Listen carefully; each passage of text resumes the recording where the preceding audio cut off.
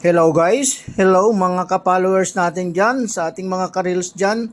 So, check po natin yung ating binabad na corona ng pinya. Kung natatandaan nyo pa, a week ago, blinag ko ito sa inyo at pinakita ko sa inyo kung paano ang paraan ng pagpapatubo ng corona ng pinya.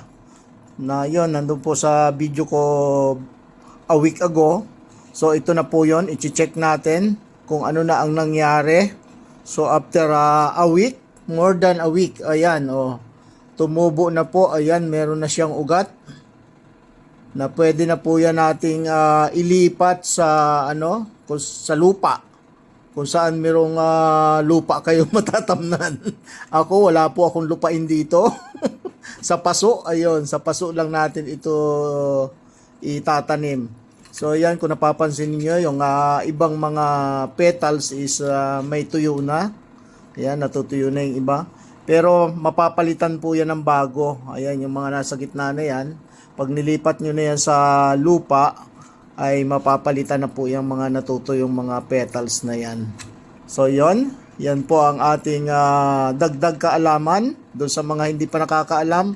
Pero syempre, doon sa mga mga maghahalaman, alam nila yan kung paano yan patubuin.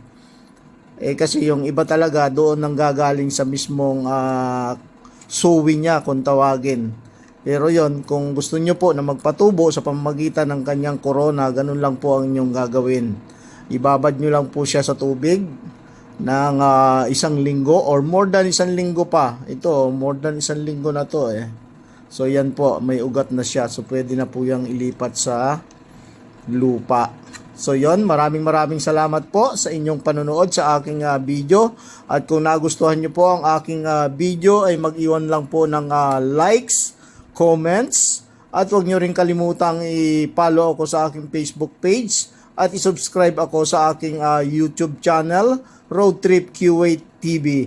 Maraming pong salamat. Hanggang sa muli nating pagkikita sa aking susunod pang mga video. Thank you so much. Bye-bye. Ayun, pwede na. Pwede nang itanim. Ito yung bago lang. Ilang mga, na to, 1 week. Yan siya. Ayan, bagong tanim din ito. Kasabayan din ito nun, more than 1 week na.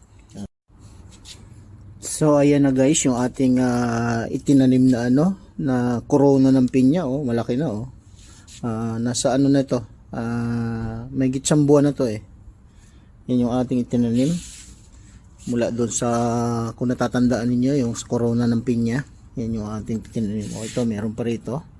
Yan yung ating mga bagong itinanim. Ito, ayan yung isa pang pinya dito na na tinanim ko mula sa corona yan, ng pinya. Malaki na rin. Nasa kasabayan ito nung isang nasa taas. Nasa 2 months na rin yan siya. So yan guys, yung ating corona mula sa pinya. Yan yung ating itinanim. Di ba? Tumutubo. Halo-halo yung ko rito. May alugbati. Ayan, may luya. May tanglad. Ayan, laki na yung alugbati ko rito sa kabila. Yung ating mga halaman na itinanim. So doon sa basement, yun, may mga tanim din ako doon. Titingnan natin doon sa basement. Ayan pa ito pa yung isa, ito ating pinya mula sa corona ng ito, meron din ako dito yung orange. Sumibol na rin yung sumibol na rin yung dates ito Ito yung dates. Punta tayo doon sa baba. Titingnan natin yun doon sa ibaba. So yung mga ko rito, bugambilya Yan yung aking bugambilya Tumubo na ulit. Ayan tumubo na. Pero wala pang bulaklak. Punta tayo sa sa basement. Tingnan natin yung sa basement.